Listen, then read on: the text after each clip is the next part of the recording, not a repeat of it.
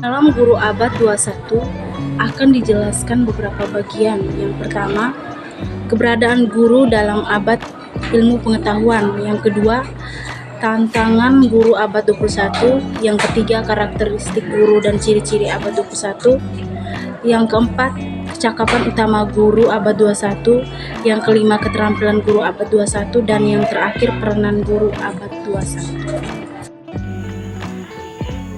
Yang pertama, keberadaan guru dalam abad ilmu pengetahuan. Secara garis besar, abad 21 ditandai oleh arus globalisasi yang membuat segala sesuatu akan menjadi mendunia. Perkembangan teknologi informasi yang begitu pesat menyebabkan setiap orang yang mempunyai akses kepada informasi akan mengetahui apa yang sedang terjadi di dunia ini. Guru merupakan profesi tertua di dunia seumur dengan keberadaan manusia. Apabila melihat kehidupan masyarakat yang semakin terdiferensial dan ketika semua orang mempunyai banyak pilihan sebagai ladang kehidupannya, maka citra profesi guru kian merosot di dalam kehidupan sosial. Apalagi masyarakat makin lama makin terarah kepada kehidupan materialistis, sehingga suatu profesi dinilai sesuai dengan materinya. Oleh sebab itu, tidak heran bila profesi guru termarginalkan dan menjadi pilihan terakhir. Guru merupakan profesi tertua di dunia dengan keberadaan manusia.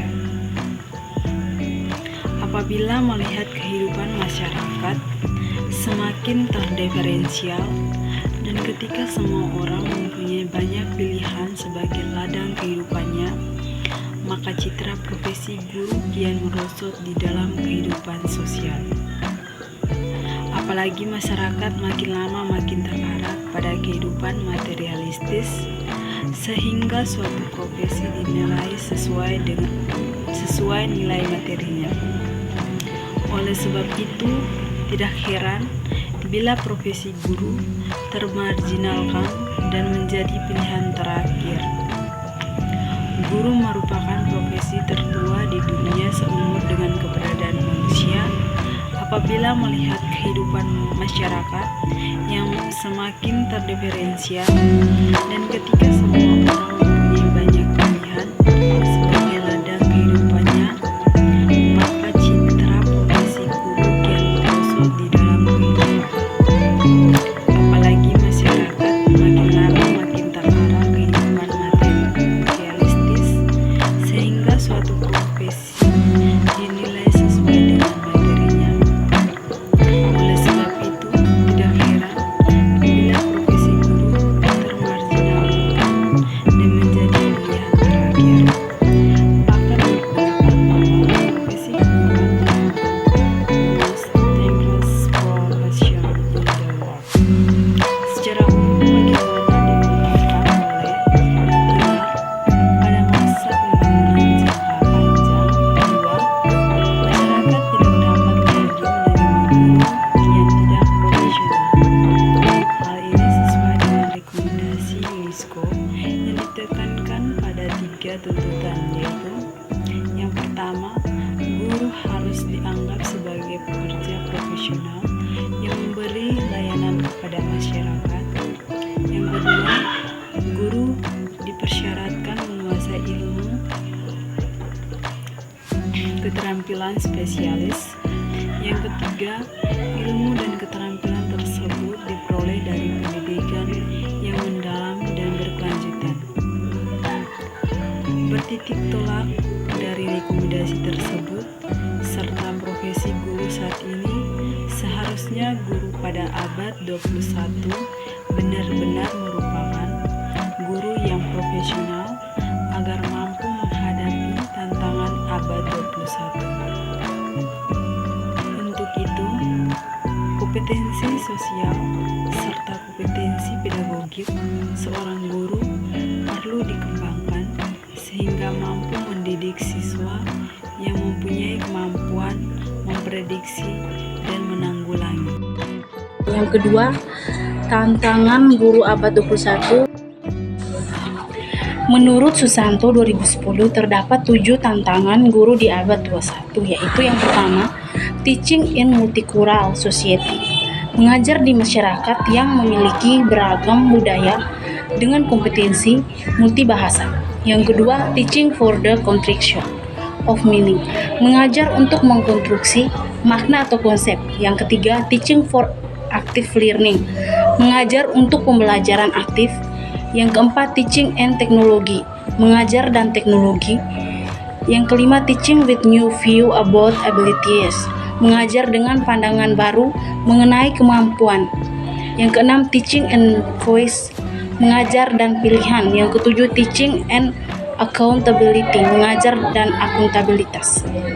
Lebih lanjut, Yahya 2010 menambahkan tantangan guru di abad 21, yaitu yang pertama, pendidikan yang berfokus pada karakter bullying.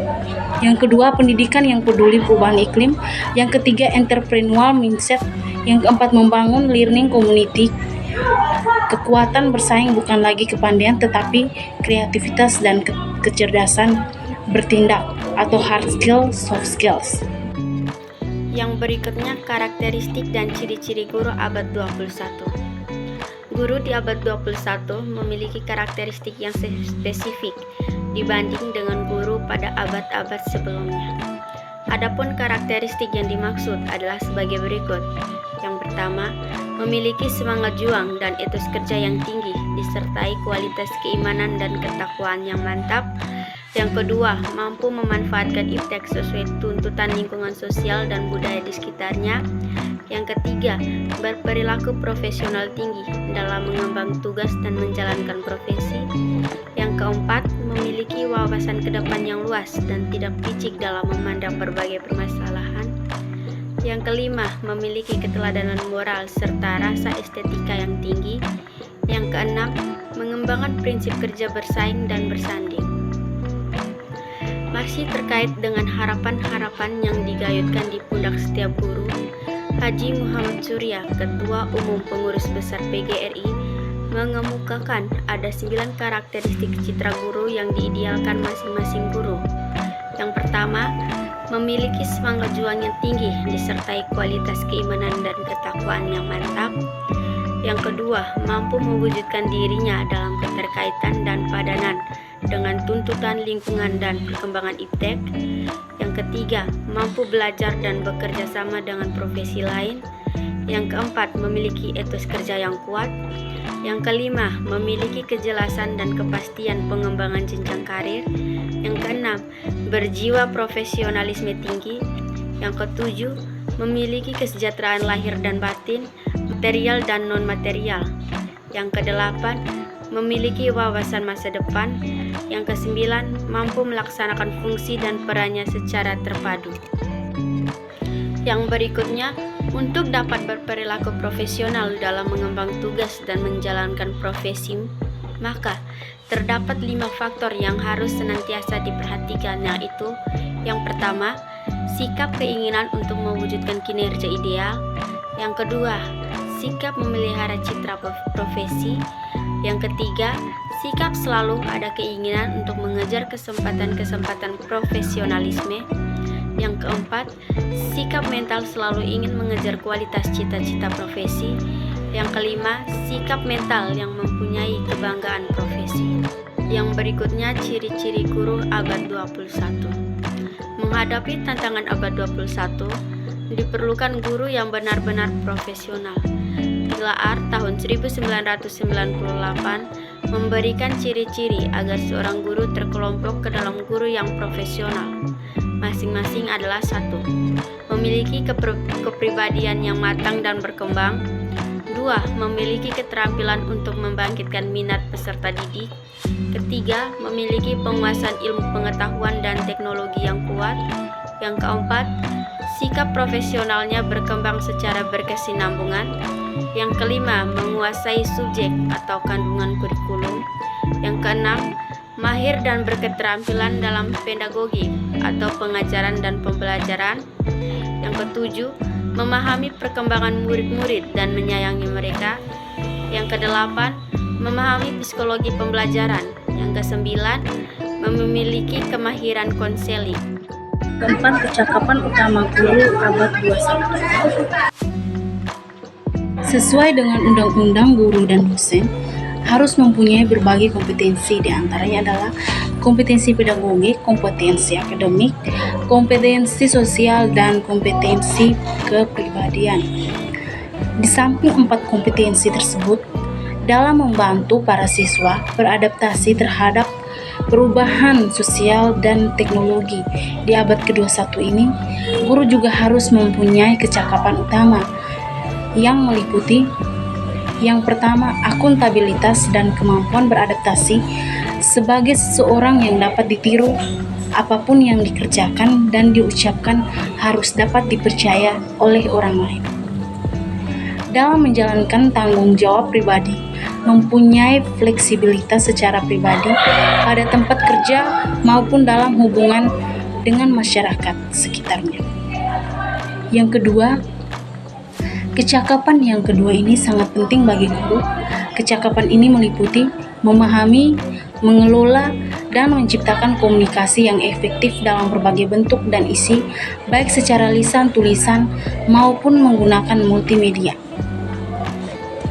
Yang ketiga, kreativitas dan keingintahuan intelektual.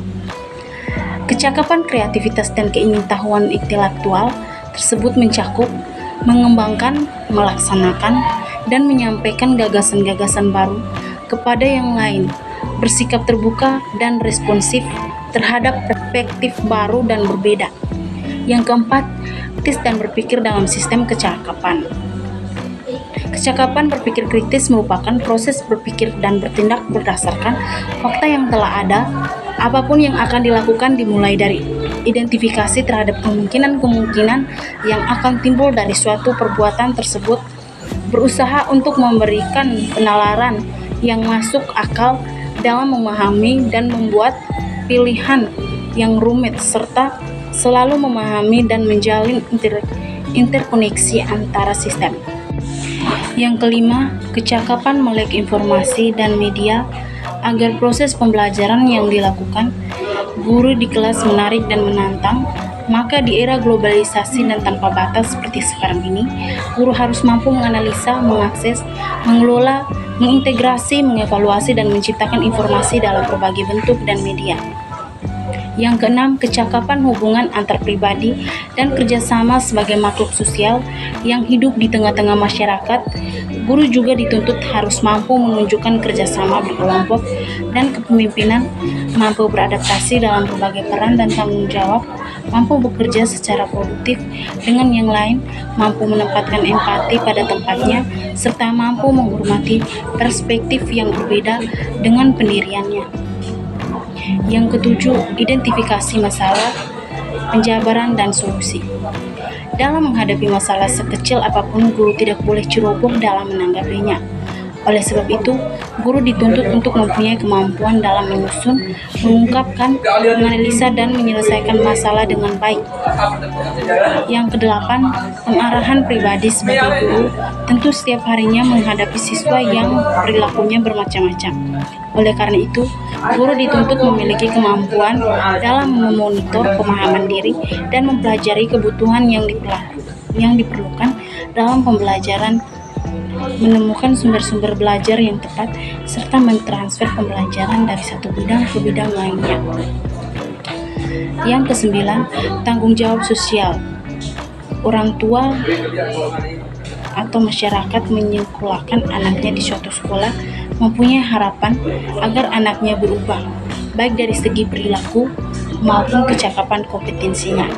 Oleh sebab itu, sebagai seseorang yang dituntut mempunyai kompetensi sosial, maka tanggung jawab dalam bertindak guru harus mengutamakan kepentingan masyarakat yang lebih besar, menunjukkan perilaku etis secara pribadi pada tempat kerja dan hubungan antar masyarakat.